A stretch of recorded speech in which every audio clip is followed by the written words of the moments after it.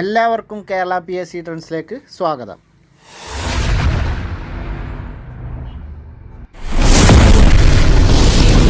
ദ്രവ്യവും പിണ്ഡവും എന്നുള്ള നമ്മളെ മൊഡ്യൂളിലെ അവസാനത്തെ SCERT ചാപ്റ്ററാണ് ഇന്ന് നമ്മൾ ചർച്ച ചെയ്യാൻ പോകുന്നത്. 9ാം ക്ലാസ് ഫിസിക്സിലെ ഒന്നാമത്തെ അധ്യായമായ ദ്രവബലങ്ങൾ എന്നുള്ള ചാപ്റ്ററാണ് നമ്മൾ ഈ ഒരു മൊഡ്യൂളിൽ നമ്മൾ ചർച്ച ചെയ്യുന്ന അവസാനത്തെ ചാപ്റ്റർ. ഇതിനു മുമ്പ് 2 വീഡിയോസ് ഈ മൊഡ്യൂളിൽ നമ്മൾ ചെയ്തിട്ടുണ്ട്. കാണാത്തവർ അത് കാണുക, അതിനുശേഷം ഈ വീഡിയോ കാണുക. എൻ്റെ വീഡിയോ നിങ്ങൾക്ക് ഉപകാരപ്പെട്ടാൽ മാത്രം എൻ്റെ ചാനലൊന്ന് സബ്സ്ക്രൈബ് ചെയ്യുക.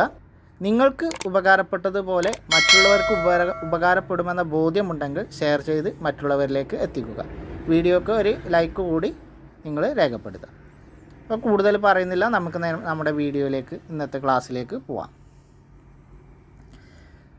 9ാം ക്ലാസ് ഫിസിക്സിലെ ഒന്നാമത്തെ അധ്യായമാണ് ദ്രവബലങ്ങൾ എന്നുള്ള അധ്യായം.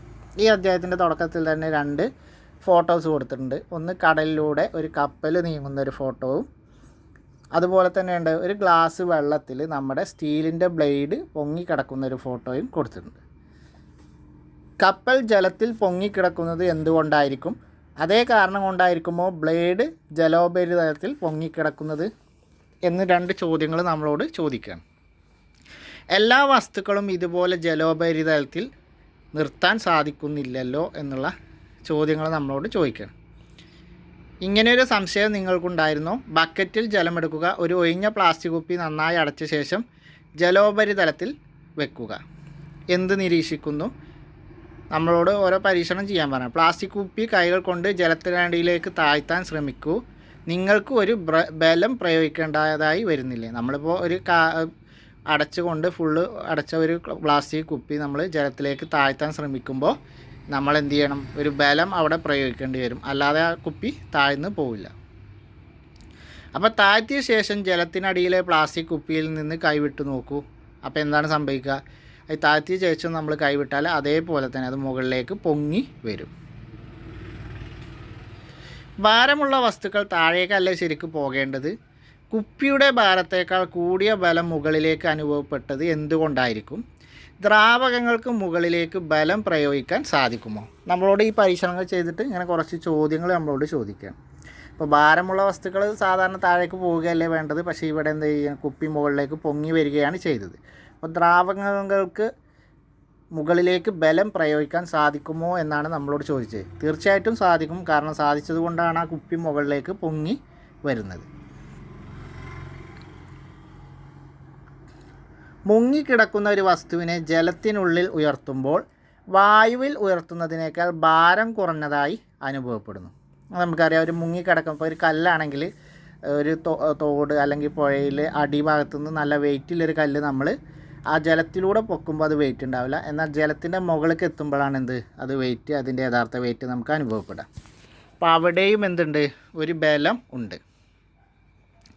ഇതിൻ്റെ കാരണം എന്താണ് എന്ന് നമ്മളോട് ചോദിച്ചിട്ട് അനുമാനങ്ങൾ എഴുതാനാണ് പറഞ്ഞത്. ഇനി ഒരു ദ്രാവകം അതിൽ വെച്ചിരിക്കുന്ന വസ്തുവിൽ മുകളിലേക്ക് ഒരു ബലം പ്രയോഗിക്കുന്നു. ഈ ബലമാണ് പ്ലവക്ഷമ ബലം. അപ്പോൾ നമ്മൾ ഇത്രയും ചോദ്യങ്ങൾ ചോദിച്ചതിനുള്ള ഉത്തരമാണ് ഇവിടെ കിടക്കുന്നത്. ഇതിനൊക്കെ കാരണം എന്താണ്? പ്ലവക്ഷമ ബലം എന്ന ദ്രാവകത്തിൻ്റെ സവിശേഷതയാണ് ഇതിന് കാരണം. ഒന്നും കൂടി പറയാം. ഇതിൻ്റെ വിശദീകരണം നമുക്ക് ഡിസ്ക്രിപ്ഷനായിട്ട് താഴെയുണ്ട്. അതൊന്നും കൂടിയും പറയുമ്പോൾ ഒന്നും കൂടി നിങ്ങൾക്ക് മനസ്സിലാവും. ഒരു ദ്രാവകത്തിൽ വെച്ചിരിക്കുന്ന ഒരു വസ്തു എന്ത് ചെയ്യും? മുകളിലേക്കൊരു ബലം പ്രയോഗിക്കും. ഒരു ദ്രാവകം അതിൽ വെച്ചിരിക്കുന്ന വസ്തുവിൽ എന്ത് ചെയ്യും? മുകളിലേക്കൊരു ബലം പ്രയോഗിക്കും. ഈ ബലമാണ് പ്ലവക്ഷമ ബലം എന്ന് അറിയപ്പെടുന്നത്. ദ്രവത്തിൽ സ്ഥിതി ചെയ്യുന്ന ഒരു വസ്തുവിൽ അനുഭവപ്പെടുന്നത് 2 ബലങ്ങളാണ്. ഒന്ന് വസ്തുവിന്മേൽ താഴേക്ക് അനുഭവപ്പെടുന്ന ഭാരം, അതുപോലെ വസ്തുവിന്മേൽ മുകളിലേക്ക് അനുഭവപ്പെടുന്ന പ്ലവക്ഷമ ബലവുമാണ്. അപ്പോൾ ദ്രവത്തിൽ സ്ഥിതി ചെയ്യുന്ന ഒരു വസ്തുവിൽ അനുഭവപ്പെടുന്ന ബലങ്ങളാണ് 2 ബലങ്ങളാണ് പ്രധാനമായിട്ടും അനുഭവപ്പെടുന്നത്. ഒന്നാമത്തെ ബലം എന്ന് പറയുന്നത് വസ്തുവിന്മേൽ താഴേക്ക് അനുഭവപ്പെടുന്ന ഭാരം. രണ്ടാമത്തേതാണെങ്കിൽ വസ്തുവിന്മേൽ മുകളിലേക്ക് അനുഭവപ്പെടുന്ന പ്ലവക്ഷമ ബലം. ഈ 2 ബലങ്ങളാണ് ഒരു ദ്രാവകത്തിൽ വസ്തുവിന് അനുഭവപ്പെടുന്നത്. ഇന്ന് നമ്മൾ ഈ പ്ലവക്ഷമ ബലത്തിൻ്റെ കാര്യം പറയുമ്പോൾ ദ്രാവകങ്ങളിൽ മാത്രമല്ല വാതകങ്ങളിലും പിന്നെ ഈ പ്ലവക്ഷമ ബലമുണ്ട്. അപ്പോൾ വാതകങ്ങളെയും ദ്രാവകങ്ങളെയും നമ്മൾ പൊതുവേ എന്താണ് വിളിക്കാറുള്ളത്? ദ്രവ്യങ്ങൾ എന്നാണ് വിളിക്കാറുള്ളത്. അപ്പോൾ ഈ പ്ലവക്ഷമ ബലം ദ്രാവകത്തിൽ മാത്രമല്ല വാതകത്തിലുമുണ്ട്. അപ്പോൾ നമ്മൾ ദ്രാവകങ്ങളെയും വാതകങ്ങളെയും പൊതുവേ നമ്മളെന്ത് ദ്രവ്യങ്ങൾ എന്നാണ് വിളിക്കാറുള്ളത്. ഒരു വസ്തു ദ്രവത്തിൽ ഭാഗികമായോ പൂർണ്ണമായോ മുങ്ങിയിരിക്കുമ്പോൾ ആ ദ്രവം വസ്തുവിൽ മുകളിലേക്ക് ഒരു ബലം പ്രയോഗിക്കുന്നു. ഈ ബലമാണ് എന്ത് പ്ലവക്ഷമ ബലം. ഒരു വസ്തു ദ്രവത്തിൽ ഭാഗികമായോ അല്ലെങ്കിൽ പൂർണ്ണമായോ മുങ്ങിയിരിക്കുമ്പോൾ ആ ദ്രവം വസ്തുവിൽ മുകളിലേക്ക് ഒരു ബലം പ്രയോഗിക്കും. ഈ ബലമാണെന്ത് പ്ലവക്ഷമ ബലം എന്നറിയപ്പെടുന്നത്. ഒന്നുകൂടി പറയാം. ഒരു വസ്തു ദ്രവത്തിൽ ഭാഗികമായോ അല്ലെങ്കിൽ പൂർണ്ണമായോ മുങ്ങിയിരിക്കുമ്പോൾ എന്ത് ചെയ്യും? ആ ദ്രവം വസ്തുവിൽ മുകളിലേക്ക് ഒരു ബലം പ്രയോഗിക്കും. മുകളിലേക്ക് വസ്തുവിലൊരു ബലം പ്രയോഗിക്കും. ഈ ബലത്തെയാണ് നമ്മൾ എന്ത് പറയുന്നത് പ്ലവക്ഷമ ബലം എന്ന് പറയുന്നത്. ഇനി ദ്രാവകത്തിൻ്റെ പ്ലവക്ഷമ ബലത്തിന് ഒരു ഉദാഹരണമാണ് ഹൈഡ്രജൻ നിറച്ച ബലൂണ് വായുവിൽ ഉയർന്നു പറക്കുന്നത്. അപ്പോൾ ഹൈഡ്രജൻ നിറച്ച ബലൂണ് വായുവിൽ ഉയർന്നു പറക്കുന്നത് എന്തിന് ഉദാഹരണമാണെന്ന് ചോദിച്ചാൽ പ്ലവക്ഷമ ബലത്തിന് ഉദാഹരണമാണ്. ഹൈഡ്രജൻ വാതകത്തിൻ്റെ പ്ലവക്ഷമ ബലത്തിന് ഉദാഹരണമാണ് ഹൈഡ്രജൻ ബലൂണ് മുകളിലേക്ക് ഉയർന്ന് പറക്കുന്നത്. ഇനി ഇവിടെ പ്ലവക്ഷമ ബലം അളക്കാനുള്ള ഒരു പരീക്ഷണമാണ് പറഞ്ഞിട്ടുള്ളത്. ഏകദേശം ഒരേ വലിപ്പമുള്ള ഒരു കല്ലും ലോഹവും എടുക്കാൻ പറഞ്ഞിട്ടുണ്ട്. അതിൽ എന്നിട്ടോ ഒരു സ്പ്രിംഗ് ബാലൻസ്, അതായത് ന്യൂട്ടൺ അളവിൽ അടയാളപ്പെടുത്തിയ ഒരു സ്പ്രിംഗ് ബാലൻസ് ഉപയോഗിച്ചുകൊണ്ട് എന്ത് ചെയ്യുക, ഇവ ഓരോന്നിൻ്റെയും വായുവിലെ ഭാരം കണക്കാക്കുക. എന്നിട്ട് ഓരോന്നിനെയും ജലത്തിൽ താഴ്ത്തി ജലത്തിൽ അനുഭവപ്പെടുന്ന ഭാരവും കണ്ടെത്താൻ പറയണം. എന്നിട്ട് ഇതുപോലെ ഒരു പട്ടിക ആക്കി കണ്ട് എഴുതാനാണ് പറയുക. വസ്തു കല്ല്, അതേപോലെ ലോഹക്കഷ്ണം, വായുവിലുള്ള ഭാരം, ജലത്തിലുള്ള ഭാരം, ഇങ്ങനെ രണ്ടും എഴുതി വെക്കാനാണ് പറയുന്നത്. അപ്പോൾ നമ്മൾ വായുവിലുള്ള ഭാരം ഉള്ള ഒരു വസ്തു അത് ജലത്തിൽ വെക്കുമ്പോൾ എന്ത് ചെയ്യും? സ്വാഭാവികമായിട്ടും പ്ലവക്ഷമ ബലം കാരണം ഭാരക്കുറവ് അനുഭവപ്പെടും. അപ്പോൾ ഭാരക്കുറവ് വായുവിലുള്ള വസ്തു അതിൻ്റെ അതേ വെയിറ്റ് ആവില്ല എന്ത് ജലത്തിലാകുമ്പോൾ. പ്ലവക്ഷമ ബലം കാരണമാണ് എന്ത് ചെയ്യണത് അതിൻ്റെ ഭാരക്കുറവ് അനുഭവപ്പെടുന്നത്. അപ്പോൾ അതിൻ്റെ പ്ലവക്ഷമ ബലം കണ്ടെത്താൻ എന്താണ് ഈ ഒറിജിനൽ ബലത്തിനെ ഒറിജിനൽ അതിൻ്റെ വെയിറ്റിനെ ജലത്തിലുള്ള വെയിറ്റും നിന്ന് കുറച്ചാൽ എന്ത് കിട്ടും? ഒറിജിനൽ വെയിറ്റിൽ നിന്ന് ജലത്തിലുള്ള വെയിറ്റ് കുറച്ചാൽ കിട്ടുന്നതാണ് എന്ത് അതിൻ്റെ പ്ലവക്ഷമ ബലം. അതായത് ഒരു വസ്തു ദ്രവത്തിലായിരിക്കുമ്പോൾ അനുഭവപ്പെടുന്ന പ്ലവക്ഷമ ബലം കണക്കാക്കാൻ ആ വസ്തുവിൻ്റെ ദ്രവത്തിലുണ്ടായ ഭാരക്കുറവ് കണ്ടെത്തിയാൽ മതി. ഇനി പ്ലവക്ഷമ ബലത്തെ സ്വാധീനിക്കുന്ന ഘടകങ്ങൾ, പ്ലവക്ഷമ ബലത്തെ സ്വാധീനിക്കുന്ന ചില ഘടകങ്ങളുണ്ട്. അത് എന്തൊക്കെയാണെന്നുള്ളത് നോക്കാം. ഇവിടെയും ഒരു പരീക്ഷണം ചെയ്യാനാണ് പറഞ്ഞിട്ടുള്ളത്. പ്ലവക്ഷമ ബലത്തെ സ്വാധീനിക്കുന്ന ഘടകങ്ങൾ എന്തൊക്കെയായിരിക്കും നമുക്ക് നോക്കാം. ജലം, ഉപ്പുവെള്ളം, മണ്ണെണ്ണ എന്നിവ 3 ബീക്കറുകളിലായി എടുക്കുക. ഈ ദ്രാവകങ്ങൾ ഓരോന്നും കല്ലിൽ പ്രയോഗിക്കുന്ന പ്ലവക്ഷമ ബലം എത്രയെന്ന് കണ്ടെത്തി പട്ടികയിൽ രേഖപ്പെടുത്താൻ നമ്മളോട് പറഞ്ഞിരിക്കണം. അതിനിവിടെ പട്ടികകളും വരച്ച് തന്നിട്ടുണ്ട്.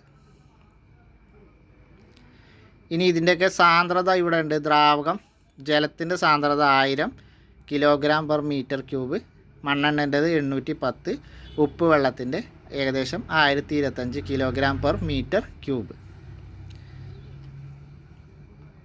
അപ്പോൾ നമ്മൾ ഈ പരീക്ഷണം ചെയ്യുമ്പോൾ കല്ലിന് പ്ലവക്ഷമ ബലം ഏറ്റവും കൂടുതൽ അനുഭവപ്പെടുന്നത് ഏത് ദ്രാവകത്തിലാണ്, കല്ലിന് പ്ലവക്ഷമ ബലം ഏറ്റവും കുറവ് അനുഭവപ്പെടുന്നത് ഏത് ദ്രാവകത്തിലാണ് എന്നുള്ള ചോദ്യങ്ങളൊക്കെ നമ്മൾ ആ പരീക്ഷണം ചെയ്തിട്ട് നോട്ട് ചെയ്യാനാണ് പറഞ്ഞിട്ടുള്ളത്. അപ്പോൾ ഒരു ദ്രാവകത്തിൽ ഒരു വസ്തുവിന് അനുഭവപ്പെടുന്ന പ്ലവക്ഷമ ബലത്തെ സ്വാധീനിക്കുന്ന ഒരു ഘടകമാണെന്ത് ദ്രാവകത്തിൻ്റെ സാന്ദ്രത. അപ്പോൾ ആദ്യത്തെ കാര്യം പ്ലവക്ഷമ ബലത്തെ സ്വാധീനിക്കുന്ന ആദ്യത്തെ ഘടകം എന്താണ്? ആ ദ്രാവകത്തിൻ്റെ സാന്ദ്രത പ്ലവക്ഷമ ബലത്തെ സ്വാധീനിക്കുന്ന ഘടകമാണ്. ഒരു ദ്രാവകത്തിൽ ഒരു വസ്തുവിന് അനുഭവപ്പെടുന്ന പ്ലവക്ഷമ ബലത്തെ സ്വാധീനിക്കുന്ന ഒരു ഘടകമാണ് ദ്രാവകത്തിൻ്റെ സാന്ദ്രത. ആദ്യത്തെ പോയിൻ്റാണ് സ്വാധീനിക്കുന്ന ഘടകങ്ങളിൽ അതിൻ്റെ സാന്ദ്രത. കടലിൽ നിന്ന് ശുദ്ധജല തടാകത്തിലേക്ക് പ്രവേശിക്കുന്ന കപ്പൽ ജലത്തിൽ കൂടുതൽ താഴുമോ അല്ലെങ്കിൽ ഉയരുമോ എന്നുള്ളത് നമ്മളോട് ചോദിച്ചിരിക്കുകയാണ്. ഉത്തരം അങ്ങനെ എന്താണ് ഉത്തരം വെച്ചാൽ അത് കണ്ടെത്തിക്കാണ്ട് അതിനെ സാധൂകരിക്കാൻ നമുക്കൊരു പഠന പ്രവർത്തനമായിട്ട് നമ്മളോട് പറഞ്ഞിരിക്കുകയാണ്. എന്താണ് സംഭവിക്കുക? കടലിൽ നിന്ന് ശുദ്ധജലത്തിലേക്ക് പ്രവേശിക്കുന്ന കപ്പൽ എന്ത് ചെയ്യും? ഉയരോ അതോ താഴോ? ഉയരും. കാരണം അതിൻ്റെ സാന്ദ്രതയുള്ള വ്യത്യാസമാണ്. ശുദ്ധജലത്തിനും കടൽ ജലത്തിനും സാന്ദ്രതയിൽ വ്യത്യാസം ഉണ്ട്. ദ്രാവകത്തിൻ്റെ സാന്ദ്രതയനുസരിച്ച് പ്ലവക്ഷമ ബലം വ്യത്യസ്തമാകും. അപ്പോൾ ദ്രാവകത്തിൻ്റെ സാന്ദ്രതയനുസരിച്ച് പ്ലവക്ഷമ ബലം വ്യത്യസ്തമായിരിക്കും. അത് നമ്മൾ പറഞ്ഞു, പ്ലവക്ഷമ ബലത്തെ സ്വാധീനിക്കുന്ന ഒന്നാണ് എന്ത്, സാന്ദ്രത എന്നുള്ളത്. അപ്പോൾ ഇതിൻ്റെ ദ്രാവകത്തിൻ്റെ എന്ത് ചെയ്യും, സാന്ദ്രതയനുസരിച്ചുകൊണ്ട് പ്ലവക്ഷമ ബലം വ്യത്യാസമായിരിക്കും. ഒരേ ഭാരമുള്ള ചെമ്പ് കട്ടയിലും ഇരുമ്പ് കട്ടയിലും ജലം പ്രയോഗിക്കുന്ന പ്ലവക്ഷമ ബലം കണക്കാക്കി നോക്കാൻ നമ്മളോട് ആവശ്യപ്പെട്ടിരിക്കുകയാണ്. അവിടെ പട്ടികയും തന്നിട്ടുണ്ട്. ഒരു ദ്രാവകത്തിൽ ഒരു വസ്തുവിന് അനുഭവപ്പെടുന്ന പ്ലവക്ഷമ ബലം വസ്തുവിൻ്റെ വ്യാപ്തത്തെയും ആശ്രയിച്ചിരിക്കുന്നു. അപ്പോൾ ആദ്യത്തെ കാര്യം സാന്ദ്രതയാണ്, രണ്ടാമത്തെ കാര്യം എന്താണ്, വ്യാപ്തമാണ്. അപ്പോൾ പ്ലവക്ഷമ ബലത്തെ സ്വാധീനിക്കുന്ന രണ്ട് ഘടകങ്ങൾ സാന്ദ്രതയും വ്യാപ്തവുമാണ്. ഇനി വ്യാപ്തത്തിനെ കുറിച്ചാണ് പറയുന്നത്. ഒരു ദ്രാവകത്തിൽ ഒരു വസ്തുവിന് അനുഭവപ്പെടുന്ന പ്ലവക്ഷമ ബലം വസ്തുവിൻ്റെ വ്യാപ്തത്തെ ആശ്രയിക്കുന്നു. ഒരു വസ്തു ദ്രവത്തിലിരിക്കുമ്പോൾ അത് ആദേശം ചെയ്യുന്ന ദ്രവത്തിൻ്റെ ഭാരവും പ്ലവക്ഷമ ബലവും തമ്മിൽ ബന്ധമുണ്ട്. അപ്പോൾ ഒരു വസ്തു ദ്രവത്തിലിരിക്കുമ്പോൾ അത് ആദേശം ചെയ്യുന്ന ദ്രവത്തിൻ്റെ ഭാരവും പ്ലവക്ഷമ ബലവും തമ്മിൽ എന്തുണ്ട്, ബന്ധം ഉണ്ട്. അപ്പോൾ വ്യാപ്തവും സാന്ദ്രതയുമാണ് പ്ലവക്ഷമ ബലത്തെ സ്വാധീനിക്കുന്ന രണ്ട് ഘടകങ്ങൾ. ഇനി കുറച്ച് തത്വങ്ങളാണ് പറയാനുള്ളത്. അതിൽ ആദ്യത്തെ തത്വമാണ് ആർക്കിമിഡീസ് തത്വം. പ്രധാനപ്പെട്ട പോയിൻ്റാണ് ആർക്കിമിഡീസ് തത്വം. അതിനിവിടെ നമുക്ക് പരീക്ഷണങ്ങൾ ചെയ്യാൻ തന്നിട്ടുണ്ട്. അപ്പോൾ നമുക്കത് നോക്കേണ്ട ആവശ്യമില്ല. നമുക്ക് പരീക്ഷണങ്ങൾ അത് ജസ്റ്റ് വായിച്ച് മാത്രം പോയാൽ മതി.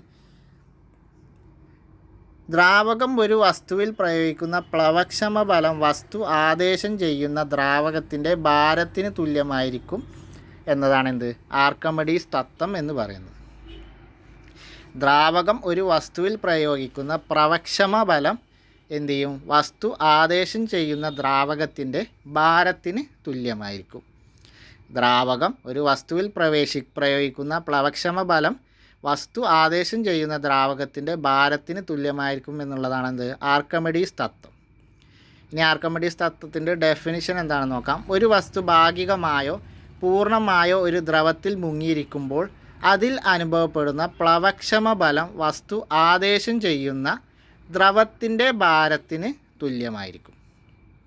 ഒരു വസ്തു ഭാഗികമായോ പൂർണ്ണമായോ ഒരു ദ്രവത്തിൽ മുങ്ങിയിരിക്കുമ്പോൾ അതിൽ അനുഭവപ്പെടുന്ന പ്ലവക്ഷമ ബലം എപ്പോഴും എന്തായിരിക്കും, വസ്തു ആദേശം ചെയ്യുന്ന ദ്രവത്തിൻ്റെ ഭാരത്തിന് തുല്യമായിരിക്കും. വസ്തു ആദേശം ചെയ്യുന്ന ദ്രവത്തിൻ്റെ ഭാരത്തിന് തുല്യമായിരിക്കും എന്ത്, ആർക്കിമിഡീസ് തത്വപ്രകാരം അതിൻ്റെ പ്ലവക്ഷമ ബലം എന്ന് പറയുന്നത്. അപ്പോൾ ആർക്കിമിഡീസ് തത്വം പ്രധാനപ്പെട്ടതാണ്. ഒരു വസ്തു ഭാഗികമായ പൂർണ്ണമായ ഒരു ദ്രവത്തിൽ മുങ്ങിയിരിക്കുമ്പോൾ അതിൽ അനുഭവപ്പെടുന്ന പ്ലവക്ഷമ ബലം എന്തായിരിക്കും, വസ്തു ആദേശം ചെയ്യുന്ന ദ്രവത്തിൻ്റെ അളവ് അല്ലെങ്കിൽ ഭാരത്തിന് തുല്യമായിരിക്കും. ഇനി കല്ലിന് ജലത്തിലുണ്ടായ ഭാരക്കുറവ്, അതേപോലെ കല്ലിന് അനുഭവപ്പെട്ട പ്ലവക്ഷമ ബലവും കല്ല് ആദേശം ചെയ്ത ജലത്തിൻ്റെ ഭാരവും തമ്മിലുള്ള ബന്ധം നമ്മൾ പരീക്ഷണം ചെയ്തിട്ടുള്ള ചോദ്യങ്ങളാണ്.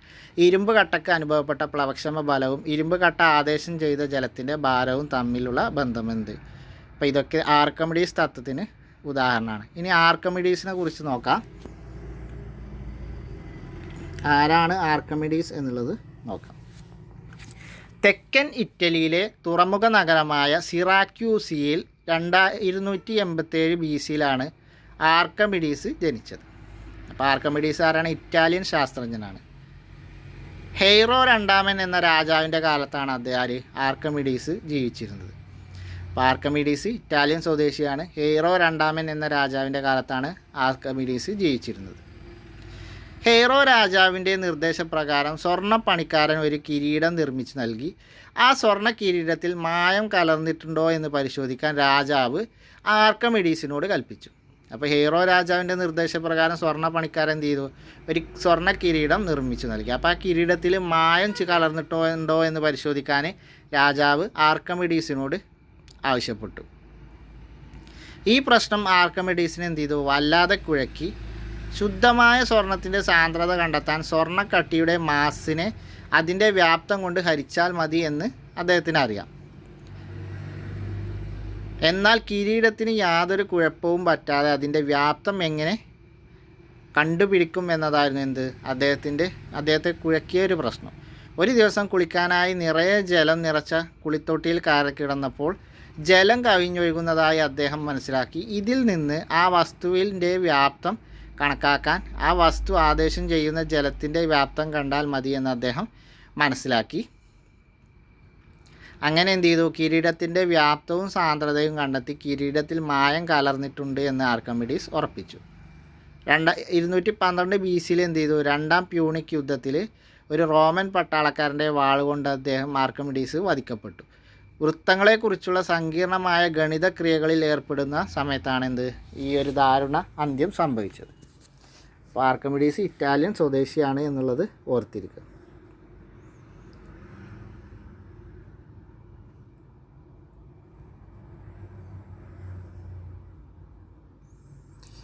അടുത്തത് പ്ലവനം അല്ലെങ്കിൽ ഫ്ലോട്ടേഷൻ എന്ന് പറഞ്ഞാൽ എന്താണ്?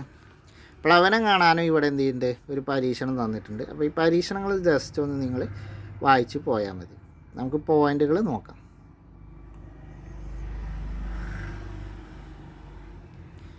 അലുമിനിയം ഫോയിൽ പാത്രം നിവർത്തിയ ശേഷം അതിൽ പല പ്രാവശ്യം മടക്കി ചെറുതാക്കുക. അത് ജലത്തിലിട്ട് നോക്കൂ. എന്ത് നിരീക്ഷിക്കുന്നു? അങ്ങനെയുള്ള കുറച്ച് കാര്യങ്ങൾ നമ്മളോട് പറയാം. അലുമിനിയം ഫോയിൽ പാത്രം ജലത്തിൽ പൊങ്ങി നിൽക്കാനും ചുരുട്ടിയ അലുമിനിയം ഫോയിൽ താഴ്ന്നു പോകാനും കാരണം എന്താണ്? ഒരു പരീക്ഷണത്തിലൂടെ നമുക്ക് പരിശോധിക്കാം എന്നൊക്കെ പറയുന്നുണ്ട്. ഇനി പ്ലവന തത്വം അഥവാ പ്രിൻസിപ്പിൾ ഓഫ് ഫ്ലോട്ടേഷൻ. പ്ലവന തത്വം എന്താണ് എന്നുള്ളത് നോക്കാം. ഒരു വസ്തു ദ്രവത്തിൽ പൊങ്ങിക്കിടക്കുമ്പോൾ വസ്തുവിൻ്റെ ഭാരവും വസ്തു ആദേശം ചെയ്യുന്ന ദ്രവത്തിൻ്റെ ഭാരവും തുല്യമായിരിക്കും. ഒരു വസ്തു എന്ത് ചെയ്യാണ്? ദ്രവത്തിൽ പൊങ്ങിക്കിടക്കുമ്പോൾ വസ്തുവിൻ്റെ ഭാരവും വസ്തു ആദേശം ചെയ്യുന്ന ദ്രവത്തിൻ്റെ ഭാരവും എന്തായിരിക്കും? തുല്യമായിരിക്കും. ഒരു വസ്തു ദ്രവത്തിൽ മുങ്ങിയിരിക്കുമ്പോൾ ആദേശം ചെയ്യുന്ന ദ്രവത്തിൻ്റെ വ്യാപ്തം വസ്തുവിൻ്റെ വ്യാപ്തത്തിന് തുല്യമായിരിക്കും. 2 പോയിന്റുകളാണ് പ്ലവന തത്വത്തിൽ പറയുന്നത്. ഒരു വസ്തു ദ്രവത്തിൽ പൊങ്ങിക്കിടക്കുമ്പോൾ വസ്തുവിൻ്റെ ഭാരവും വസ്തു ആദേശം ചെയ്യുന്ന ദ്രവത്തിൻ്റെ ഭാരവും തുല്യമായിരിക്കും. ഒന്നാമത്തെ പോയിന്റ്. ഒരു വസ്തു ദ്രവത്തിൽ മുങ്ങിയിരിക്കുമ്പോൾ ആദേശം ചെയ്യുന്ന ദ്രവത്തിൻ്റെ വ്യാപ്തം വസ്തുവിൻ്റെ വ്യാപ്തത്തിന് തുല്യമായിരിക്കും. രണ്ടാമത്തെ പോയിന്റ്. പ്ലവന തത്വം എന്നുള്ളതിലെ 2 പോയിന്റുകളാണ് നോട്ട് ചെയ്ത് വെക്കുക.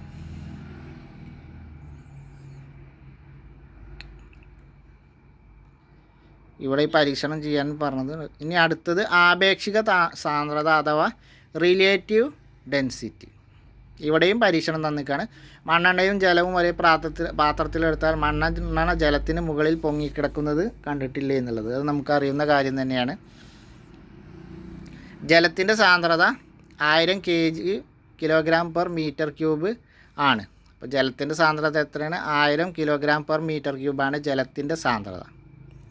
പദാർത്ഥങ്ങളുടെ സാന്ദ്രത ജലത്തിൻ്റെ സാന്ദ്രതയുമായി താരതമ്യം ചെയ്യാറുണ്ട്. ഇപ്രകാരം ജലത്തിൻ്റെ സാന്ദ്രതയുടെ എത്ര മടങ്ങാണ് ഒരു പദാർത്ഥത്തിൻ്റെ സാന്ദ്രത എന്ന് പറയുന്നതാണ് ആ പദാർത്ഥത്തിൻ്റെ ആപേക്ഷിക സാന്ദ്രത. ഒരു പദാർത്ഥത്തിൻ്റെ ആപേക്ഷിക സാന്ദ്രത എന്ന് പറഞ്ഞാൽ എന്താണ്? ആപേക്ഷിക സാന്ദ്രത എന്ന് പറഞ്ഞാൽ ജലത്തിൻ്റെ സാന്ദ്രതയുടെ എത്ര മടങ്ങാണ് ഒരു പദാർത്ഥത്തിൻ്റെ സാന്ദ്രത എന്ന് പറയുന്നത് ആ പദാർത്ഥമാണ് എന്ത്? ആപേക്ഷിക സാന്ദ്രത. ജലത്തേക്കാൾ സാന്ദ്രത കുറഞ്ഞ ദ്രാവകമാണെന്ത്? മണ്ണെണ്ണ. മണ്ണെണ്ണയുടെ സാന്ദ്രത ജലത്തിൻ്റെ സാന്ദ്രതയുടെ എത്ര മടങ്ങാണ് എന്ന് കണ്ടെത്താനാണ്. അവിടെ നമുക്ക് പഠന പ്രവർത്തനമാണ്. മണ്ണെണ്ണയുടെ സാന്ദ്രതയും ജലത്തിൻ്റെ സാന്ദ്രതയും തമ്മിലുള്ള അനുപാതം കണ്ടെത്തിയാൽ മതിയല്ലോ. ഈ അനുപാത സംഖ്യയാണ് എന്ത്? മണ്ണെണ്ണയുടെ ആപേക്ഷിക സാന്ദ്രത എന്ന് അറിയപ്പെടുന്നു. ഇനി ജലത്തിൻ്റെ സാന്ദ്രത 1000 kg/m³ എന്നാണ്. അപ്പോൾ മണ്ണെണ്ണയുടേതാണെങ്കിലോ 810 kg/m³ എന്നുള്ളതാണ്. അപ്പോൾ ഇത് മണ്ണെണ്ണയുടെ ആപേക്ഷിക സാന്ദ്രത കണ്ടുപിടിക്കാനെന്നാണ് നമ്മൾ ആ മണ്ണെണ്ണ എന്നുള്ളതാണ് എടുക്കുക. വസ്തുവിൻ്റെ സാന്ദ്രതയും ജലത്തിൻ്റെ സാന്ദ്രതയും ബന്ധിപ്പിക്കുന്ന അനുപാത സംഖ്യയാണെന്ത്? ആപേക്ഷിക സാന്ദ്രത. വസ്തുവിൻ്റെ സാന്ദ്രതയും ജലത്തിൻ്റെ സാന്ദ്രതയും ബന്ധിപ്പിക്കുന്ന അനുപാത സംഖ്യയാണെന്ത്? ആപേക്ഷിക സാന്ദ്രത. ഇനി ആപേക്ഷിക സാന്ദ്രത എന്ന് പറഞ്ഞാൽ എന്താണ്? വസ്തുവിൻ്റെ സാന്ദ്രത ബൈ ജലത്തിൻ്റെ സാന്ദ്രത. വസ്തുവിൻ്റെ സാന്ദ്രത ബൈ ജലത്തിൻ്റെ സാന്ദ്രതയാണ് എന്ത്? ആപേക്ഷിക സാന്ദ്രത എന്ന് പറയുന്നത്. വസ്തുവിൻ്റെ സാന്ദ്രത ബൈ ജലത്തിൻ്റെ സാന്ദ്രതയാണ് ആപേക്ഷിക സാന്ദ്രത. ഒരു അനുപാത സംഖ്യ ആയതിനാൽ ഇതിനെന്ത് യൂണിറ്റുകളില്ല. അപ്പോൾ ആപേക്ഷിക സാന്ദ്രത എന്താണ്? അനുപാത സംഖ്യ ആയതുകൊണ്ട് തന്നെ എന്താണ്? അതിന് യൂണിറ്റുകളില്ല. വസ്തുവിൻ്റെ സാന്ദ്രതയും ജലത്തിൻ്റെ സാന്ദ്രതയും ബന്ധിപ്പിക്കുന്ന അനുപാത സംഖ്യയാണ് എന്ത്? ആപേക്ഷിക സാന്ദ്രത. അപ്പോൾ അനുപാത സംഖ്യ ആയതുകൊണ്ട് എന്താണ്? അതിന് അതില്ല, അതിന് എന്തില്ല? യൂണിറ്റുകൾ ഇല്ല.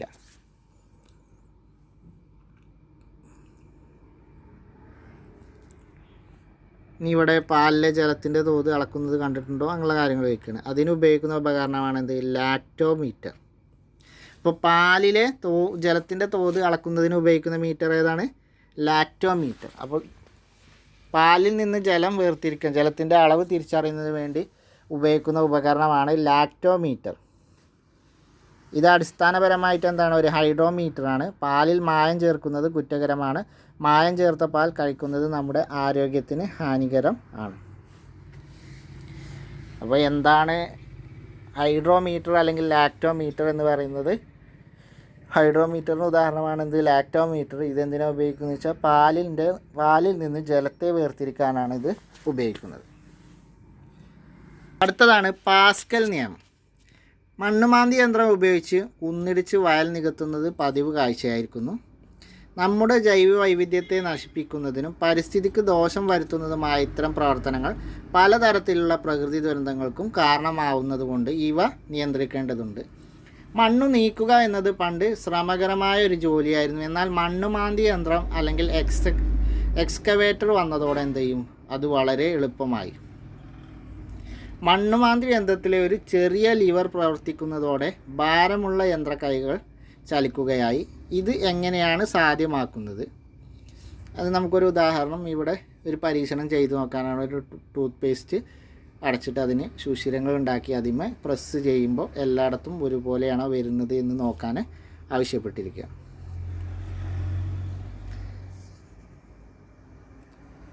പരിസ്ഥിതി പരിപാലനത്തിനും ദുരന്ത നിവാരണത്തിനും സഹായകമാകേണ്ട മണ്ണു നീക്കി യന്ത്രങ്ങൾ പരിസ്ഥിതി നാശത്തിനുള്ള ചാലക ശക്തിയായി മാറുന്നുണ്ടോ? തീർച്ചയായിട്ടും മാറുന്നുണ്ട്. ഇന്ന് നിങ്ങളുടെ ചുറ്റുപാടുകളിലെ പ്രവണതകൾ അടിസ്ഥാനമാക്കി ക്ലാസ്സിൽ ഒരു സംവാദം സംഘടിപ്പിക്കാനാണ് പഠന പ്രവർത്തനമായിട്ട് കുട്ടികളോട് ആവശ്യപ്പെടുന്നത്. ഇപ്പോൾ നമ്മൾ ആ പരീക്ഷണങ്ങൾ അത് പറഞ്ഞു. ഇനി ഇതിൽ നമ്മൾ നോട്ട് ചെയ്യേണ്ടതാണ് പാസ്കൽ നിയമം എന്താണ് എന്നുള്ളത്.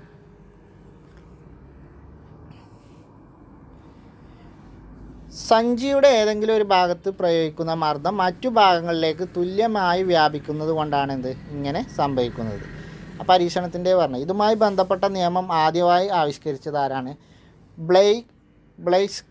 ബ്ലൈസ് പാസ്കൽ എന്നുള്ള ശാസ്ത്രജ്ഞനാണ്. അപ്പോൾ പാസ്കൽ നിയമം എന്താണ് എന്നുള്ളത് നോട്ട് ചെയ്യേണ്ട പോയിൻ്റാണ്. നോട്ട് ചെയ്ത് വെക്കുക. ഒരു സംവൃത വ്യൂഹത്തിൽ അടങ്ങിയിരിക്കുന്ന ദ്രാവകത്തിൻ്റെ ഏതെങ്കിലും ഒരു ഭാഗത്ത് പ്രയോഗിക്കുന്ന മർദ്ദം ദ്രാവകത്തിൻ്റെ എല്ലാ ഭാഗത്തും ഒരുപോലെ അനുഭവപ്പെടും. ഇതാണെന്ത്? പാസ്കൽ നിയമം. ഒരു സംവൃത വ്യൂഹത്തിൽ അടങ്ങിയിരിക്കുന്ന ദ്രാവകത്തിൻ്റെ ഏതെങ്കിലും ഒരു പ്രത്യേക ഭാഗത്ത് പ്രയോഗിക്കുന്ന മർദ്ദം എന്ത് ചെയ്യും? ആ ദ്രാവകത്തിൻ്റെ എല്ലാ ഭാഗത്തും ഒരുപോലെ അനുഭവപ്പെടും.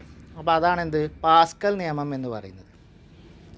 ഒരു സംവൃത വ്യൂഹത്തിൽ അടങ്ങിയിരിക്കുന്ന അല്ലെങ്കിൽ ഒരു അടഞ്ഞിരിക്കുന്ന അല്ലെങ്കിൽ വ്യൂഹത്തിൻ്റെ ഉള്ളിലിരിക്കുന്ന ഒരു ദ്രാവകത്തിൻ്റെ എന്താണ് ഏതെങ്കിലും ഒരു ഭാഗത്ത് പ്രയോഗിക്കുന്ന മർദ്ദം എന്ത് ചെയ്യും? എല്ലാ ഭാഗത്തും ഒരുപോലെ അനുഭവപ്പെടും. മർദ്ദം ഉപയോഗിച്ചുകൊണ്ട് ദ്രാവകങ്ങളുടെ വ്യാപ്തം കുറക്കാൻ നമുക്ക് സാധിക്കില്ല എന്നതാണെന്ത്? പാസ്കൽ നിയമത്തിൻ്റെ അടിസ്ഥാനം. മർദ്ദം ഉപയോഗിച്ചുകൊണ്ട് എന്ത് ചെയ്യാൻ കഴിയില്ല? ദ്രാവകങ്ങളുടെ വ്യാപ്തം നമുക്ക് കുറക്കാൻ കഴിയില്ല എന്നതാണ് എന്ത്? ഈ പാസ്കൽ നിയമത്തിൻ്റെ അടിസ്ഥാനമായിട്ട് പറയുന്നത്. മർദ്ദം ഉപയോഗിച്ചാൽ ദ്രാവകങ്ങളുടെ വ്യാപ്തം കുറക്കാൻ നമുക്ക് സാധിക്കില്ല എന്നുള്ളതാണ് എന്ത്? പാസ്കൽ നിയമത്തിൻ്റെ അടിസ്ഥാനം. ഇനി ബ്ലൈസ് പാസ്കൽ ആരാണ് എന്നുള്ളത് നോക്കാം. ബ്ലൈസ് പാസ്കൽ എന്ന ശാസ്ത്രജ്ഞനെക്കുറിച്ചാണ് ഇനി നമ്മൾ പറയാൻ പോകുന്നത്. ബ്ലൈസ് പാസ്കൽ 1623 ജൂൺ 19 ഫ്രാൻസിൽ ജനിച്ചു. ഗണിതം, ഭൗതികശാസ്ത്രം, തത്വചിന്ത, ദൈവശാസ്ത്രം എന്നീ മേഖലകളിൽ കഴിവ് തെളിയിച്ചു. 16-ാമത്തെ വയസ്സിൽ ഗണിതശാസ്ത്രത്തിലെ 2 ഗവേഷണ മേഖലകളായ പ്രൊജക്റ്റീവ് ജിയോമെട്രി, പ്രോബബിലിറ്റി തിയറി എന്നിവയുടെ തുടക്കം കുറിക്കുന്നതിൽ മുഖ്യ പങ്ക് വഹിച്ചു. അപ്പോൾ ബ്ലെയ്സ് പാസ്കലുമായി ബന്ധപ്പെട്ട രണ്ട് കാര്യങ്ങളാണ് പ്രൊജക്റ്റീവ് ജോമെട്രിയും പ്രോബബിലിറ്റി തിയറിയും. രണ്ടിനും തുടക്കം കുറിക്കുന്നതിൽ മുഖ്യ പങ്ക് വഹിച്ച ആളാണ് ബ്ലെയ്സ് പാസ്കൽ. 1642 19ാമത്തെ വയസ്സിൽ കണക്ക് കൂട്ടൽ യന്ത്രങ്ങൾ രൂപകൽപ്പന ചെയ്യാനും നിർമ്മിക്കാനും തുടങ്ങി. ഏകദേശം 50 മാതൃകകളും 20 യന്ത്രങ്ങളും ഉണ്ടാക്കി. അദ്ദേഹം നിർമ്മിച്ച ഒരു കണക്കുകൂട്ടൽ യന്ത്രം പാസ്കൽസ് കാൽക്കുലേറ്റർ എന്നറിയപ്പെടുന്നു. ഏകദേശം 50 മാതൃകകളും 20 യന്ത്രങ്ങളും അദ്ദേഹം ഈ കണക്ക് കൂട്ടുന്നതിന് വേണ്ടിയിട്ട് ഉണ്ടാക്കി. ഇങ്ങനെ നിർമ്മിച്ച ഒരു യന്ത്രം അറിയപ്പെടുന്നതാണ് പാസ്കൽ കാൽക്കുലേറ്റർ എന്നുള്ളത്. ദ്രാവകങ്ങളുമായി ബന്ധപ്പെട്ട മേഖലകളായ ഹൈഡ്രോഡൈനാമിക്സ്, ഹൈഡ്രോസ്റ്റാറ്റിക്സ് എന്നിവയിൽ പഠനം നടത്തി. അപ്പോൾ ബ്ലെയ്സ് പാസ്കൽ പഠനം നടത്തിയ മറ്റു മേഖലകളാണ് ദ്രാവകങ്ങളുമായി ബന്ധപ്പെട്ട മേഖലകളായ ഹൈഡ്രോഡൈനാമിക്സും അതുപോലെ ഹൈഡ്രോസ്റ്റാറ്റിക്സും. ഈ രണ്ട് മേഖലയിലും അദ്ദേഹം പഠനം നടത്തി. ഇവിടെ നമ്മൾ പാസ്കൽ നിയമം എന്താണെന്ന് പഠിച്ചു, അതിൻ്റെ അടിസ്ഥാനം എന്താണെന്നും പഠിച്ചു. ഇനി നമ്മൾ ഹൈഡ്രോളിക് സിസ്റ്റത്തിനെ കുറിച്ചുള്ള ഒരു കാര്യമാണ് ഇവിടെ പറയുന്നത്. അതിനുള്ളൊരു പരീക്ഷണമാണ് ഇവിടെ ഹൈഡ്രോളിക് ജാക്ക്, ഹൈഡ്രോളിക് പ്രസ്, അതുപോലെ വാഹനങ്ങളുടെ ഹൈഡ്രോളിക് ബ്രേക്ക്, ഇവയൊക്കെ നമ്മൾ കണ്ടിട്ടുണ്ടാവും. അപ്പോൾ ഇതിനുള്ള പിന്നിലുള്ള പ്രവർത്തനം, ഹൈഡ്രോളിക് സിസ്റ്റം എന്താണ് എന്നുള്ളതിനെ കുറിച്ചാണ് ഇനി നമ്മൾ പറയാൻ പോകുന്നത്. അപ്പോൾ അതിന് ഒരു ട്യൂബ്, 2 സിറിഞ്ചൊക്കെ വെച്ചിട്ടുള്ള ഒരു പരീക്ഷണമാണ് ഇവിടെ പറഞ്ഞിട്ടുള്ളത്. പരീക്ഷണങ്ങൾ നിങ്ങളൊന്ന് വായിച്ചു പോയാൽ മതി. ഇനി ഒരു ഹൈഡ്രോളിക് ജാക്കിൻ്റെ ചിത്രമാണ് എന്ത് നൽകിയിരിക്കുന്നത്. ദ്രാവകം നിറച്ചതും വ്യത്യസ്ത പരപ്പളവുള്ളതുമായ 2 സിലിണ്ടറുകളെ കുഴലുപയോഗിച്ച് പരസ്പരം ബന്ധിപ്പിച്ചിരുന്നു. ഇതൊക്കെ ആ ഒരു ഇതിനെക്കുറിച്ചാണ് പറയുന്നത്. പരീക്ഷണങ്ങളെക്കുറിച്ചാണ് ഇവിടെ പറഞ്ഞുകൊണ്ടിരിക്കുന്നത്. ഇനി ആ ഭാഗത്ത് പ്രയോഗിക്കപ്പെട്ട മർദ്ദം y എന്ന ഭാഗത്ത് അനുഭവപ്പെടുന്ന മർദ്ദത്തിന് തുല്യമായിരിക്കും. ഇവിടെ Px Py എന്നാണ്. അതേപോലെ P F/A ആണ്. അപ്പോൾ F1/A2 F2/A2, F1/A2 F2/A2, F2 A2/A1 × F1. ഇങ്ങനെയാണ് ഇതിൻ്റെ സൂത്രവാക്യം വരിക. അപ്പോൾ അത് നോട്ട് ചെയ്ത് വെക്കുക. ഹൈഡ്രോളിക് ജാക്ക് എന്നുള്ളതിനെക്കുറിച്ച് ഒരു ഹെഡിങ് ഉണ്ടാകും നോക്കാം. കാർ കഴുകുന്ന സർവീസ് സ്റ്റേഷനുകളിൽ കാർ ഉയർത്തുന്ന സംവിധാനമാണ് ഹൈഡ്രോളിക് ജാക്ക്. അപ്പോൾ കാർ കഴുകുന്ന സർവീസ് സ്റ്റേഷനുകളിൽ കാർ ഉയർത്തുന്നതിനുള്ള സംവിധാനമാണ് ഹൈഡ്രോളിക് ജാക്ക്. ലിവർ താഴ്ത്തുമ്പോൾ എന്ത് ചെയ്യും? അതുമായി ബന്ധിപ്പിച്ചിരിക്കുന്ന പമ്പ് താഴുകയും ദ്രാവകം അമർത്തപ്പെടുകയും വാൽവ് 1 വഴി ടാങ്ക് ബിയിൽ എത്തുകയും തൽഫലമായിട്ട് എന്ത് ചെയ്യും? ജാക്ക് ഉയരുകയും ചെയ്യും. ലിവർ ഉയർത്തുമ്പോൾ റിസർവോയറിൽ ദ്രാവകം വാൽവ് 2 വഴി എയർ ടാങ്കിലേക്ക് എത്തും. തുടർച്ചയായി ലിവർ പ്രവർത്തിക്കുന്നതിൻ്റെ ഫലമായിട്ട് എന്ത് ചെയ്യും? ജാക്ക് ഉയർന്നുകൊണ്ടേയിരിക്കും. അപ്പോൾ അതിൻ്റെ ഫോട്ടോ ഇവിടെ തന്നിട്ടുണ്ട്. എങ്ങനെയാണ് ജാക്ക് ഉയരുന്നത് എന്നുള്ളത്, ലിവറിൽ പൊക്കുമ്പോൾ എങ്ങനെയാണ് ഹൈഡ്രോളിക് ജാക്ക് പ്രവർത്തിക്കുന്നത് എന്നുള്ളതിൻ്റെ ഫോട്ടോ ആണ് ഇതിൽ തന്നിട്ടുള്ളത്.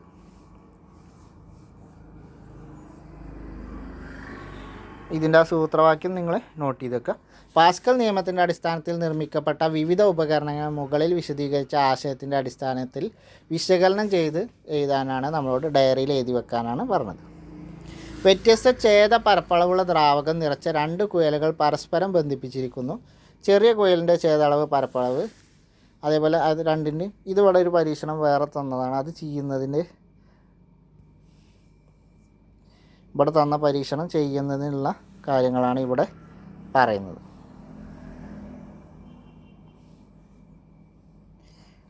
ഇനി താഴെ കൊടുത്തിരിക്കുന്ന ചില സന്ദർഭങ്ങൾ നമ്മളോട് പരിശോധിക്കാൻ പറയാണ്. ചോക്ക് ഉപയോഗിച്ച് മഷി ഒപ്പിയെടുക്കാൻ സാധിക്കും. അതുപോലെ മണ്ണെണ്ണ വിളക്കിൽ തിരിയിലൂടെ മണ്ണെണ്ണ ഉയരും. ചുമരുകളിൽ മഴക്കാലത്ത് നനവ് പടരും. കോട്ടൺ തുണി കൊണ്ട് വിയർപ്പ് ഒപ്പിയെടുക്കും. ഈ സന്ദർഭങ്ങളിലെല്ലാം എന്താ സംഭവിക്കുന്നത്? ദ്രാവങ്ങൾ അവയുടെ ഭാരത്തെ അവഗണിച്ചുകൊണ്ട് ഉയരുകയും മറ്റു ഭാഗങ്ങളിലേക്ക് പടരുകയോ ആണ് ചെയ്യുന്നത്. അപ്പോൾ നമ്മൾ ഈ പറഞ്ഞ ചോക്ക് ഉപയോഗിച്ച് മഷി ഒപ്പിയെടുക്കുമ്പോഴും മണ്ണെണ്ണ വിളക്കിൽ തിരിയിലൂടെ മണ്ണെണ്ണ ഉയരുന്നത്, ചുമരുകളിൽ മഴക്കാലത്ത് നനവ് പടരുന്നത്, കോട്ടൺ തുണി കൊണ്ട് വിയർപ്പ് ഒപ്പിയെടുക്കുന്നതൊക്കെ എന്താണ്? ഇങ്ങനെയുള്ള ഈ സന്ദർഭങ്ങളിലൊക്കെ ദ്രാവകങ്ങൾ എന്ത് ചെയ്യും? അവയുടെ ഭാരത്തെ അവഗണിച്ചുകൊണ്ട് എന്ത് ചെയ്യും? ഉയരുകയോ അല്ലെങ്കിൽ മറ്റു ഭാഗങ്ങളിലേക്ക് പടരുകയാണ് ചെയ്യുന്നത്. ഇനി കേശികത്വം അഥവാ ക്യാപ്പിലാരിറ്റി എന്നുള്ളതിൻ്റെ നോക്കാം. ഇവിടെയും തന്നെ പരീക്ഷണമാണ് തന്നിട്ടുള്ളത്. ഇനി നമുക്ക് കേശികത്വം എന്താണ് എന്നുള്ളത് നോക്കാം. ഒരു നേരിയ കുഴലിലൂടെ സൂക്ഷ്മ സുഷിരങ്ങളുടെയോ ദ്രാവകങ്ങൾ ഒരു നേരിയ കുഴലിലൂടെയോ അല്ലെങ്കിൽ എന്ത് ചെയ്യുക, സൂക്ഷ്മ സുഷിരങ്ങളിലൂടെയോ ദ്രാവകങ്ങൾ സ്വാഭാവികമായി ഉയരുകയോ താഴുകയോ ചെയ്യുന്ന പ്രതിഭാസമാണെന്ത്, കേശികത്വം അല്ലെങ്കിൽ കാപ്പിലാരിറ്റി എന്ന് പറയുന്നത്. ഒരു നേരിയ കുഴലിലൂടെ അല്ലെങ്കിൽ സൂക്ഷ്മ സുഷിരങ്ങളിലൂടെ എന്ത് ചെയ്യും, ദ്രാവകങ്ങൾ സ്വാഭാവികമായിട്ട് ഉയരുകയോ അല്ലെങ്കിൽ താഴുകയോ ചെയ്യുന്ന പ്രതിഭാസമാണ് കേശികത്വം. ഒരു നേരിയ കുഴലിലൂടെയോ അല്ലെങ്കിൽ സൂക്ഷ്മ സുഷിരങ്ങളിലൂടെയോ ദ്രാവകങ്ങൾ സ്വാഭാവികമായി ഉയരുകയോ അല്ലെങ്കിൽ താഴുകയോ ചെയ്യുന്ന പ്രതിഭാസത്തെയാണ് നമ്മൾ എന്ത് പറയുന്നത്, കേശികത്വം എന്ന് പറയുന്നത്. അതിനിവിടെ കുറേ ഫോട്ടോസ് തന്നിട്ടുണ്ട്. എന്തുകൊണ്ടാണ് ചില പ്രാണികൾക്ക് ജലോപരിതലത്തിലൂടെ സഞ്ചരിക്കാൻ കഴിയുന്നത്? അതിൻ്റെയൊക്കെ കാരണം എന്താണ്, ഈ കേശികത്വമാണ്. ദ്രാവക ഉപരിതലത്തിൽ പേപ്പർ പൊങ്ങി നിൽക്കുന്നത് എന്തുകൊണ്ട്? ദ്രാവക പ്രതലം ഒരു പാട പോലെ വലിഞ്ഞ് നിൽക്കുന്നുണ്ടോ? ജലോപരിതലത്തിൽ കണികകൾ പരസ്പരം ആകർഷിക്കുന്നത് മൂലം ജലോപരിതലം ഒരു പാട പോലെ വലിഞ്ഞു നിൽക്കുന്നു. ഇതിന് കാരണമായ ബലമാണെന്ത്, പ്രതല ബലം. അപ്പോൾ ജലോപരിതലത്തിലെ കണികകൾ പരസ്പരം ആകർഷിക്കുന്നത് മൂലം ജലോപരിതലം ഒരു പാട പോലെ വലിഞ്ഞു നിൽക്കുന്ന അവസ്ഥയാണെന്ത്, അതിന് കാരണമാണെന്ത്, പ്രതല ബലം. പ്രതല ബലം എന്ന് പറഞ്ഞാൽ എന്താണ്? ജലോപരിതലത്തിൽ കണികകൾ പരസ്പരം ആകർഷിക്കുന്നത് മൂലം ജലോപരിതലം ഒരു പാട പോലെ വലിഞ്ഞു നിൽക്കുന്ന ബലമാണ് പ്രതല ബലം. ജലോപരിതലത്തിൽ കണികകൾ പരസ്പരം ആകർഷിക്കുന്നത് മൂലം ജലോപരിതലം ഒരു പാട പോലെ വലിഞ്ഞു നിൽക്കുന്നതാണെന്ത്, പ്രതല ബലം. അപ്പോൾ കഴിഞ്ഞ സിവിൽ എക്സൈസ് ഓഫീസറിൽ ചോദിച്ച ചോദ്യമാണ്.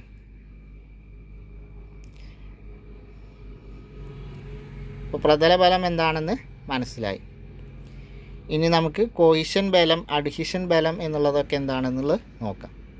അപ്പോൾ കോഹിഷൻ, പ്രതല ബലം, കോഹിഷൻ, അഡ്ഹീഷൻ എന്നിവയൊക്കെ എന്താണ്? ഇപ്പോൾ കഴിഞ്ഞ ശനിയാഴ്ച നടന്ന സിവിൽ എക്സൈസ് ഓഫീസറിൻ്റെ പരീക്ഷയിൽ ചോദിച്ച ചോദ്യങ്ങളാണ്.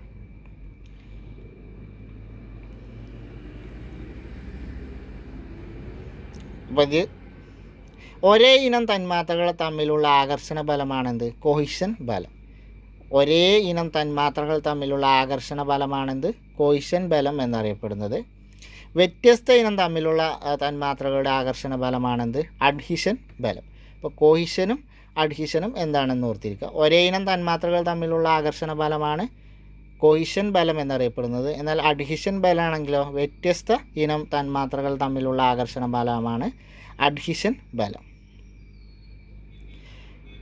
ഈർക്കിൽ, പെൻസിൽ എന്നിവ ജലത്തിൽ മുക്കി ഉയർത്തിയാൽ ജലം അതിൽ പറ്റിപ്പിടിക്കുന്നതായി കാണുന്നു. അപ്പോൾ ഇതെന്തിന് ഉദാഹരണമാണ്? അഡ്ഹീഷൻ ബലത്തിന് ഉദാഹരണമാണ്.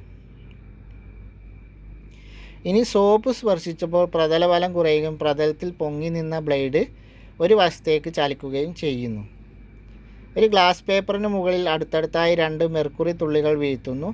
അവ തമ്മിൽ പരസ്പരം സ്പർശിക്കത്തക്ക വിധത്തിൽ ഒരു പെൻസിൽ ഉപയോഗിച്ച് അടുപ്പിക്കുന്നു.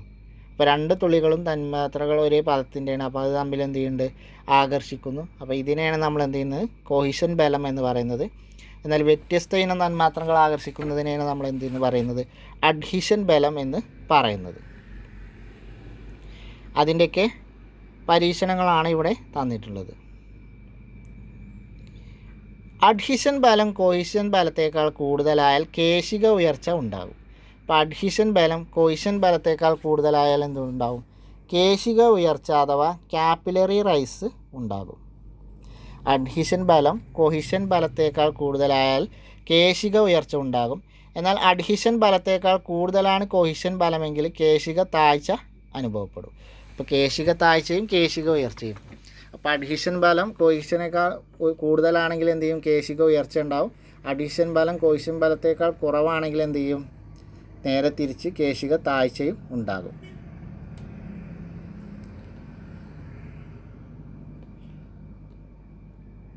അപ്പോൾ കോഹിഷൻ ബലം, അഡ്ഹീഷൻ ബലവും പ്രതല ബലവും എന്താണ് നമ്മൾ പഠിച്ചു. പ്രീവിയസ് ക്വസ്റ്റ്യനാണ്.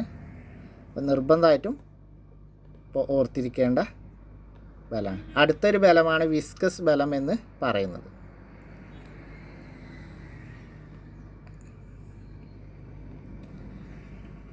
കുഴലിനകത്തെ ദ്രാവകത്തിൻ്റെ ഭാരത്തെ താങ്ങി നിർത്തുന്നത് അഡ്ഹീഷൻ ബലമാണ്. കുഴലിനകത്തെ ദ്രാവകത്തിൻ്റെ ഭാരത്തെ താങ്ങി നിർത്തുന്ന ബലമാണ് അഡ്ഹീഷൻ ബലം. അഡ്ഹീഷൻ ബലം ദ്രാവകത്തിൻ്റെയും അതുമായി സമ്പർക്കത്തിൽ വരുന്ന പ്രതലങ്ങളുടെയും സ്വഭാവം ആശ്രയിച്ചിരിക്കും. ട്യൂബുമായുള്ള അഡ്ഹീഷൻ ബലം ദ്രാവകത്തിൻ്റെ കൊഹിഷൻ ബലത്തേക്കാൾ കൂടുതലായതിനാൽ ദ്രാവകത്തിന് കൂടുതൽ ഉയരാൻ സാധിക്കുന്നു. അതിനാൽ വ്യാസം കുറയുന്തോറും കേശിക ഉയർച്ച കൂടും. ജലം പോലുള്ള ദ്രാവകങ്ങളിൽ കേശിക ഉയർച്ചയ്ക്ക് കാരണമാണിത്. എന്നാൽ കുഴലിനകത്തെ ദ്രാവകത്തിൻ്റെ ഭാരം എന്ത് ചെയ്യും? ഇതിനെ എതിർക്കുകയും ചെയ്യും. അപ്പോൾ വ്യാസം കുറയുന്തോറും എന്ത് ചെയ്യും? കേശിക ഉയർച്ച ഉണ്ടാകും എന്നുള്ള പോയിൻ്റ് ഇതിൽ നോട്ട് ചെയ്ത് വെക്കുക. കുഴലിനകത്തെ ദ്രാവകത്തിൻ്റെ ഭാരവും അഡ്ഹീഷൻ ബലവും തുല്യമായാൽ പിന്നീട് ദ്രാവകം ഉയരുമോ? കുഴലിൻ്റെ വ്യാസം വർദ്ധിക്കുമ്പോൾ ദ്രാവക നിരപ്പ് കൂടുതൽ ഉയർന്നത് എന്തുകൊണ്ടായിരിക്കും? വ്യാസം കുറയുമ്പോൾ എന്നുള്ള കാര്യങ്ങളൊക്കെ നമ്മളോട് ചോദിച്ചിരിക്കുകയാണ്. ഈ കൊഹിഷൻ ബലത്തിൻ്റെ പ്രശ്നമാണ്. അതേപോലെ എന്താണ് അതിൻ്റെ താഴ്ച ഉയർച്ച കൂടും, കേശിക ഉയർച്ച കൂടും എന്നുള്ളത് ഓർത്തിരിക്കുക. ഇത് മറ്റേ ട്യൂബിൻ്റെ അല്ലെങ്കിൽ പൈപ്പിൻ്റെ വ്യാസം കുറയുന്നതിനനുസരിച്ച് കേശിക ഉയർച്ച കൂടും. വലിയ കുഴലിൽ ദ്രാവക നിരപ്പ് കൂടുതൽ ഉയരുന്നതിനനുസരിച്ച് ദ്രാവകത്തിൻ്റെ വ്യാപ്തവും തന്മൂലം ഭാരവും കൂടും. എങ്കിൽ വ്യാസം കൂടുമ്പോൾ എന്ത് ചെയ്യും? കേശിക ഉയർച്ച കുറയുന്നത് എന്തുകൊണ്ടായിരിക്കും? അപ്പോൾ വ്യാസം കൂടുമ്പോൾ കേശിക ഉയർച്ച കുറയും, വ്യാസം കുറയുമ്പോൾ കേശിക ഉയർച്ച കൂടും. ഈ രണ്ട് പോയിൻ്റ് നോട്ട് ചെയ്ത് വെക്കുക. അടുത്തതാണ് വിസ്കസ് ബലം, വിസ്കസ് ഫോഴ്സ് അല്ലെങ്കിൽ വിസ്കസ് ബലം എന്നുള്ളത്. ജലം ഒഴുകുന്ന വേഗത്തിൽ തേൻ ഒഴുകുന്നില്ല, എന്തായിരിക്കും കാരണം? നമ്മളോട് ചോദ്യം ചോദിച്ചിരിക്കുകയാണ്. ഇനി അതിന് പരീക്ഷണങ്ങൾ ചെയ്യാനാണ്. ഒരു ഗ്ലാസ് പേപ്പറിൻ്റെ ഒരറ്റത്തായി മണ്ണെണ്ണ, ജലം, ഗ്ലിസറിൻ, തേൻ എന്നിവയുടെ ഓരോ തുള്ളി ഒരേ വരിയിൽ വ്യത്യസ്ത സ്ഥാനങ്ങളിലേക്ക് വീഴ്ത്തു. ഈ ഗ്ലാസ് പേപ്പറിനെ അല്പം ചെരിച്ച് പിടിക്കൂ. ഓരോ ദ്രാവകത്തിൻ്റെയും ഒഴുക്കിൻ്റെ വേഗം താരതമ്യം ചെയ്ത് നോക്കിയിട്ട് നമ്മളോട് എഴുതിയാണ് പറയുന്നത്. തേനിനേക്കാൾ വേഗത്തിലാണ് എന്ത്? ജലം ഒഴുകുന്നത്. അപ്പോൾ ദ്രാവകങ്ങളുടെ ഒഴുക്കിൻ്റെ വേഗം വ്യത്യസ്തമാണെന്ന് നമുക്കിതിൽ നിന്ന് ഈ പരീക്ഷണത്തിൽ നിന്ന് മനസ്സിലായി. ഗ്ലാസ് പ്ലേറ്റ് മൂലമുള്ള ഘർഷണം കൂടാതെ ഓരോ ദ്രാവകത്തിൻ്റെയും വിവിധ അടുക്കുകൾ തമ്മിലും എന്തുണ്ട്? ഒരു ഘർഷണ ബലമുണ്ട്. ഈ ഘർഷണ ബലമാണ് എന്ത്? ദ്രാവകത്തിൻ്റെ ഒഴുക്കിനെ തടയുന്നത്. അപ്പോൾ ദ്രാവകത്തെ നമ്മളിങ്ങനെ ഒഴുക്കി വിടുമ്പോൾ ഗ്ലാസ് പ്ലേറ്റിലൂടെ വിടുമ്പോൾ ഗ്ലാസ് പ്ലേറ്റ് മൂലമുള്ള ഘർഷണം കൂടാതെ എന്തുണ്ട്? ഓരോ ദ്രാവകത്തിൻ്റെയും വിവിധ അടുക്കുകൾ തമ്മിൽ എന്തുണ്ട്? ഒരു ഘർഷണ ബലമുണ്ട്. അപ്പോൾ ഈ ഘർഷണ ബലം കാരണമാണ് എന്ത്? ദ്രാവകത്തിൻ്റെ ഒഴുക്ക് തടയുന്നത്. അതുകൊണ്ടാണ് ഓരോ ദ്രാവകവും അതിൻ്റെ ഒഴുക്കിൻ്റെ വേഗത വ്യത്യാസം വരുന്നത്. ഇനി വിസ്കസ് ബലവും അതുപോലെ വിസ്കോസിറ്റിയും എന്താണ് എന്നുള്ളത് നോക്കാം. ചലിച്ചു കൊണ്ടിരിക്കുന്ന ദ്രാവക പടലങ്ങൾക്കിടയിൽ അവയുടെ ആപേക്ഷിക ചലനത്തെ തടസ്സപ്പെടുത്തുന്ന വിധത്തിൽ പടലങ്ങൾ സമാന്തരമായി പ്രവർത്തിക്കുന്ന ഘർഷണ ബലമാണെന്ത്? വിസ്കസ് ബലം. ചലിച്ചു കൊണ്ടിരിക്കുന്ന ദ്രാവക പടലങ്ങൾക്കിടയിൽ അവയുടെ ആപേക്ഷിക ചലനത്തെ തടസ്സപ്പെടുത്തുന്ന വിധത്തിൽ പടലങ്ങൾക്ക് സമാന്തരമായി പ്രവർത്തിക്കുന്ന ഘർഷണ ബലമാണെന്ത്? വിസ്കസ് ബലം. ദ്രാവക പടലങ്ങൾ തമ്മിലുള്ള ആപേക്ഷിക ചലനം കുറക്കത്തക്ക വിധത്തിൽ അവയ്ക്കിടയിൽ ബലം ഉളവാക്കാൻ ദ്രാവകത്തിലുള്ള സവിശേഷ സ്വഭാവമാണ് അതിൻ്റെ വിസ്കോസിറ്റി. അപ്പോൾ ദ്രാവക പടലങ്ങൾ തമ്മിലുള്ള ആപേക്ഷിക ചലനം കുറക്കത്തക്ക വിധത്തിൽ അവയ്ക്കിടയിൽ ബലം ഉളവാക്കാൻ ദ്രാവകത്തിനുള്ള സവിശേഷ സ്വഭാവമാണ് അതിൻ്റെ വിസ്കോസിറ്റി. അപ്പോൾ വിസ്കോസിറ്റി എന്ന് പറഞ്ഞാൽ എന്താണ്? ദ്രാവക പടലങ്ങൾ തമ്മിലുള്ള ആപേക്ഷിക ചലനം കുറക്കത്തക്ക വിധത്തിൽ അവയ്ക്കിടയിൽ ബലം ഉളവാക്കാൻ ദ്രാവകത്തിനുള്ള സവിശേഷ സ്വഭാവമാണെന്ത്? അതിൻ്റെ വിസ്കോസിറ്റി.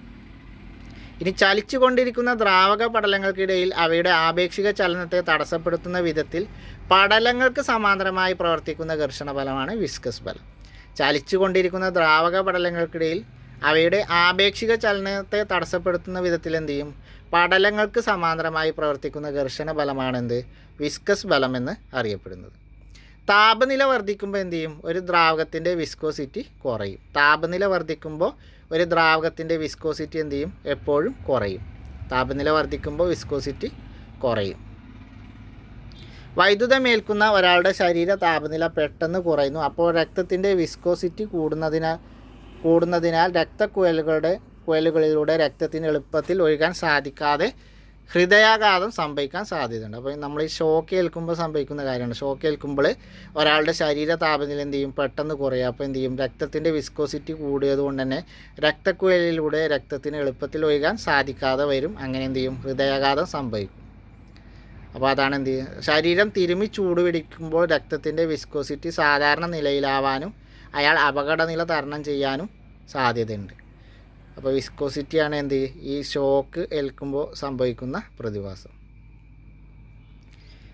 അപ്പോൾ ഇത്രയാണ് നമുക്ക് ഈ ഒരു ചാപ്റ്ററിൽ പഠിക്കാനുള്ളത്. അപ്പോൾ ഈ ഇതിൻ്റെ അവസാന ഭാഗത്തുള്ള ഈ ഒരു പ്രതലബലം വിസ്കോസിറ്റി, ഈ ഒരു ചോദ്യം നമുക്ക് ഇപ്പോൾ കഴിഞ്ഞ സിവിൽ എക്സൈസ് ഓഫീസറിൽ ചോദിച്ച ചോദ്യമാണ്. അപ്പോൾ ഇത്രയാണ് നമുക്ക് ഈ ഒരു ചാപ്റ്ററിൽ പഠിക്കാനുള്ളത്. ഇതോടുകൂടി ഈ മൊഡ്യൂൾ ഇവിടെ അവസാനിക്കുകയാണ്. ഇനി മറ്റൊരു മൊഡ്യൂളുമായി നാളെ കാണാം. അതുവരെ എല്ലാവർക്കും താങ്ക് യു.